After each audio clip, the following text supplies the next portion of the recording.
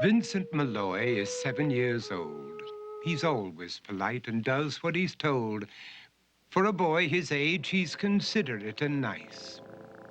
But he wants to be just like Vincent Price.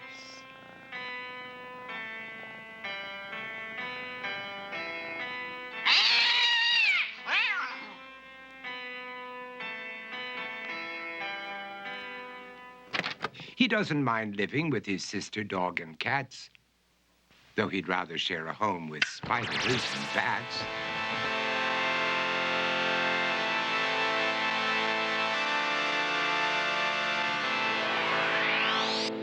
There he could reflect on the horrors he's invented and wander dark hallways alone and tormented.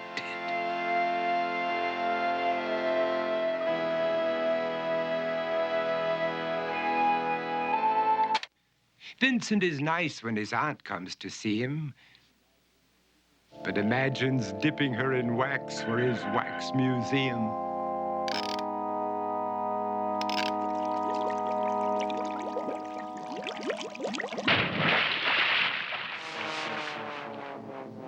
He likes to experiment on his dog, Abercrombie, in the hopes of creating a horrible zombie. So he and his horrible zombie dog could go searching for victims in the London fog. His thoughts, though, aren't only of ghoulish crime. He likes to paint and read to pass some of the time.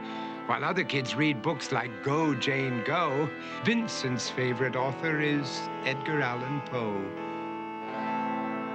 One night, while reading a gruesome tale, he read a passage that made him turn pale. Such horrible news he could not survive, for his beautiful wife had been buried alive.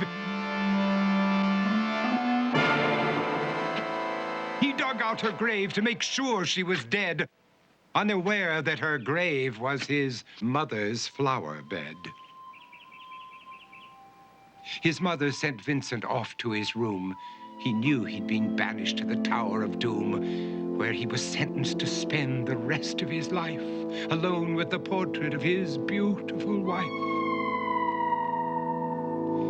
While alone and insane, encased in his tomb, Vincent's mother burst suddenly into the room. She said, "If you want to, you can go out and play. It's sunny outside and a beautiful day."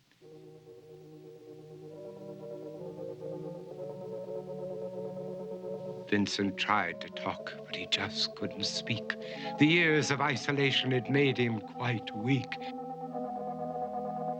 So he took out some paper and scrawled with a pen, "I am possessed by this house and can never leave it again."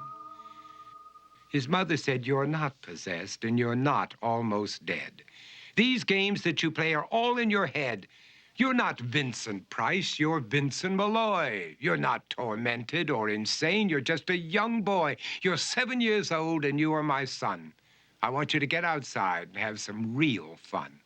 Her anger now spent, she walked out through the hall.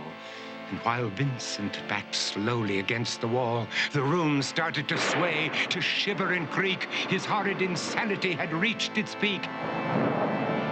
He saw Abercrombie, his zombie slave, and heard his wife call from beyond the grave. She spoke from her coffin and made ghoulish demands, while through cracking walls reached skeleton hands. Every horror in his life that had crept through his dreams swept his mad laughter to terrified screams.